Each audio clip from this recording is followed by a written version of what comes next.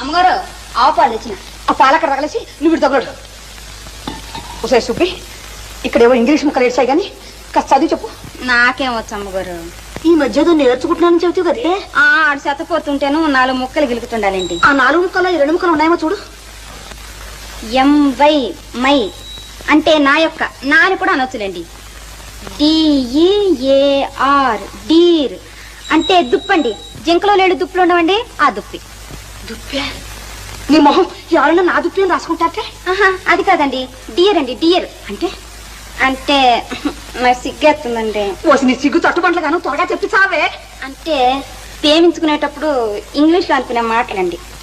అంటే నాథానా? అదే కాదండి, ప్రాణేశానా? అవన్నీ పాతకాలపు మాటలండి. ఇప్పుడు వాటిని ఎవ్వరూ ఆడటం లేదు. మరైతే ఏమిటి చెప్పవే? అంటే నా ప్రియా అని. ప్రియానే?